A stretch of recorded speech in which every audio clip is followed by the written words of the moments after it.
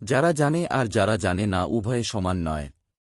আল্লাহ তাআলা বলেন, বলুন, যারা জানে আর যারা জানে না, তারা কি কখনো সমান হতে পারে? উপদেশ গ্রহণ করে তো শুধু বিবেকবানরাই। সূরা ঝুমার আয়াত ৯। এই আয়াতে অত্যন্ত গুরুত্বপূর্ণ বহু শিক্ষামূলক দিক নির্দেশনা আছে। তার মধ্যে উল্লেখযোগ্য কয়েকটি নিম্নে তুলে ধরা হল। প্রথমত, ইসলাম জ্ঞানার্জন ও জ্ঞানীদের প্রতি বিশেষ গুরুত্ব আরোপ করেছে। কোরআনের সর্বপ্রথম অবতীর্ণ আয়াতই ছিল, পড়ুন, আপনার সেই রবের নামে, যিনি সৃষ্টি করেছেন। সূরা আল-আলাক আয়াত ১। এছাড়া রাসূলুল্লাহ সাল্লাল্লাহু আলাইহি ওয়াসাল্লাম বলেছেন, জ্ঞান অর্জন করা প্রত্যেক মুসলিমের ওপর ফরজ। সহিহুল জামে, হাদিস নম্বর ৩৯১৪। এ থেকেই বোঝা যায়, ইসলামের ভিত্তি জ্ঞান ও প্রজ্ঞার ওপর প্রতিষ্ঠিত। দ্বিতীয়ত, দিন ও দুনিয়ার কল্যাণকর জ্ঞান অর্জনের প্রতি আন্তরিক হওয়া। একজন সৌভাগ্যবান মুসলিমের কর্তব্য হল এমন জ্ঞান অর্জনে আন্তরিক হওয়া, যা তার দিন ও দুনিয়ার কল্যাণ বয়ে আনে। আল্লাহ তাআলা তাদের নিন্দা করেছেন, যারা কেবল দুনিয়াবী জ্ঞানেই সীমাবদ্ধ থাকে। তিনি বলেন, তারা পার্থিব জীবনের বাহ্যিক বিষয়ই শুধু জানে, কিন্তু আখিরাত সম্পর্কে তারা সম্পূর্ণ উদাসীন। সূরা আর-রুম আয়াত ৭। ইমাম ইবনে কাসির রহমাতুল্লাহ আলাইহি বলেন, বেশিরভাগ মানুষ দুনিয়ার জীবন, উপার্জন ও এর নানা বিষয় ছাড়া আর কিছুই জানে না। তারা দুনিয়ার সম্পদ অর্জনে অত্যন্ত দক্ষ ও বিচক্ষণ, কিন্তু আখিরাতে যা তাদের উপকার করবে, সে সম্পর্কে তারা সম্পূর্ণ উদাসীন। যেন তাদের কোনো বিবেক বা দূরদৃষ্টি নেই। রাসূলুল্লাহ সাল্লাল্লাহু আলাইহি ওয়াসাল্লাম আরও বলেছেন, আল্লাহ যার কল্যাণ চান, তাকে দিনের গভীর জ্ঞান দান করেন। সহিহ বুখারী, হাদিস ৭১। ইমাম নববী রহমাতুল্লাহ আলাইহি বলেন, এই হাদিসে জ্ঞানের মর্যাদা, দিনের গভীর জ্ঞান অর্জনের ফজিলত এবং এর প্রতি উৎসাহ আছে। কারণ দিনের জ্ঞানই মানুষকে আল্লাহভীতির দিকে পরিচালিত করে। তৃতীয়ত, যে বিষয়ে জ্ঞান নেই, সে বিষয়ে কথা বলা থেকে বিরত থাকা। যে বিষয়ে পর্যাপ্ত জ্ঞান, দক্ষতা ও অভিজ্ঞতা নেই, সে বিষয়ে মতামত দেওয়া বা ফতোয়া দেওয়া অত্যন্ত বিপজ্জনক। উদাহরণস্বরূপ, যদি কেউ চিকিৎসা বিজ্ঞানের জ্ঞান ছাড়াই জটিল রোগের চিকিৎসা মানুষের কাছে বলে বেড়ায়, তবে সে মানুষের ক্ষতির কারণ হতে পারে, এমনকি নিরপরাধ মানুষের প্রাণহানিরও কারণ হতে পারে। তখন অনুশোচনা করেও কোনো লাভ হবে না। এ প্রসঙ্গে ইমাম ইবন হাজার আল-আসকালানী রহমাতুল্লাহ আলাইহি এর বিখ্যাত উক্তি, কোনো ব্যক্তি যখন নিজের বিষয়ের বাইরে কথা বলে, তখন সে বিস্ময়কর ভুল করে বসে। চতুর্থত, জ্ঞানের কোনো শেষ নেই। জ্ঞান এমন এক মহাসাগর, যার কোনো তীর নেই। পূর্ণাঙ্গ জ্ঞানের অধিকারী একমাত্র আল্লাহ তাআলা। তিনি বলেন, আল্লাহ সবকিছু সম্পর্কে সর্বজ্ঞ। সূরা আল-বাকারাহ আয়াত ২৮২। আর মানুষের অবস্থা হল তারা জ্ঞানের ক্ষেত্রে বিভিন্ন স্তরে অবস্থান করে। আল্লাহ বলেন, প্রত্যেক জ্ঞানীর ওপরে আছেন আরও অধিক জ্ঞানী। সূরা ইউসুফ আয়াত ৭৬। পঞ্চমত, সঠিক অগ্রাধিকার নির্ধারণের শিক্ষা। এই আয়াত মানুষকে চিন্তা করতে শেখায়, জ্ঞানী ও অজ্ঞ কি কখনো সমান হতে পারে?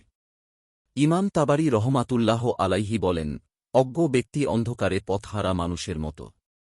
সে ভালো কাজের প্রতিদান আশা করে না এবং মন্দ কাজের শাস্তিকেও ভয় করে না।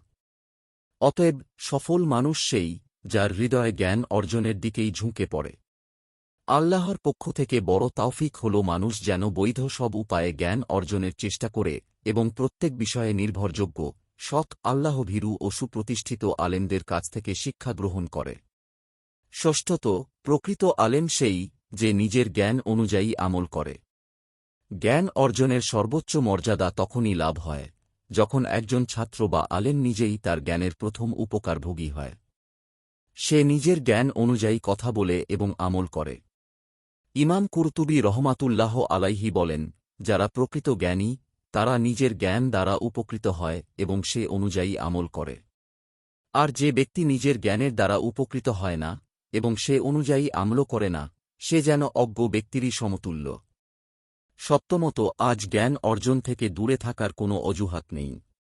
আল্লাহর অনুগ্রহে বর্তমান যুগে জ্ঞান অর্জনের অসংখ্য সহজ মাধ্যম সৃষ্টি হয়েছে।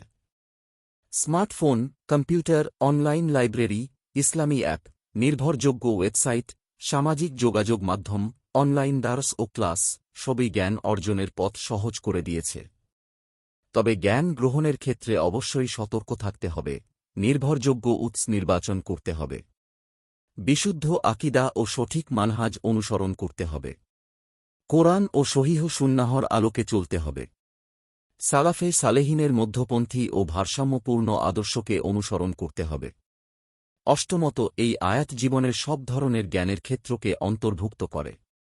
এই আয়াত শুধু শরীয়তের জ্ঞানের মধ্যেই সীমাবদ্ধ নয়, বরং ইসলামী জ্ঞান, শিক্ষা ও প্রশিক্ষণ, সমাজবিজ্ঞান, অর্থনীতি, রাষ্ট্রবিজ্ঞান, প্রশাসন, বিজ্ঞান, প্রযুক্তি এবং মানবজীবনের সব উপকারী জ্ঞানের ক্ষেত্রকে অন্তর্ভুক্ত করে। মানুষের মর্যাদা তার জ্ঞান ও দক্ষতার ওপর নির্ভর করে। যে ব্যক্তি নিজের পছন্দের বা কর্মক্ষেত্রের বিষয়ে গভীর জ্ঞান অর্জন করে, সে সমাজে আস্থা, সম্মান ও নেতৃত্বের স্থান লাভ করে। নবমত, ব্যক্তি, সমাজ ও জাতির উন্নতির মূল চাবিকাঠি হল জ্ঞান। যে ব্যক্তি সমাজ বা জাতি জ্ঞান অর্জনকে জীবনের অংশ বানিয়ে নেয়, আল্লাহ তাকে বিরাট সফলতা দান করেন। বাস্তব অভিজ্ঞতায় দেখা যায়, শিক্ষিত ব্যক্তি ও অশিক্ষিত ব্যক্তির মধ্যে বিশাল পার্থক্য রয়েছে। শিক্ষিত সমাজ ও অশিক্ষিত সমাজের উন্নতির ব্যবধানও অত্যন্ত বড়। একটি জাতির অগ্রগতি, সভ্যতা, স্থিতিশীলতা ও নেতৃত্ব অনেকাংশেই তার শিক্ষার মানের ওপর নির্ভরশীল। তাই জ্ঞানার্জন, জ্ঞানচর্চা এবং জ্ঞানের প্রসারী ব্যক্তি সমাজ ও জাতির কল্যাণ, স্থিতিশীলতা, উৎকর্ষ ও উন্নতির সর্বোত্তম ও একমাত্র নির্ভরযোগ্য পথ। এই আয়াতও আমাদের শেখায় যে জ্ঞান মানুষকে মর্যাদাবান করে, সত্যের পথে পরিচালিত করে এবং দুনিয়া ও আখিরাতের সফলতার দ্বার উন্মুক্ত করে। তবে সেই জ্ঞানই প্রকৃত কল্যাণকর, যা আল্লাহভীতি বৃদ্ধি করে, আমলে পরিণত হয় এবং মানুষের উপকারে আসে। আপনার একটি শেয়ার হয়তো কারও জীবন বদলে দিতে পারে। সাদকায়ে জারিয়া সওয়াব পেতে ভিডিওটি শেয়ার করুন। সোর্স: ইসলামী জীবন, কালের কণ্ঠ।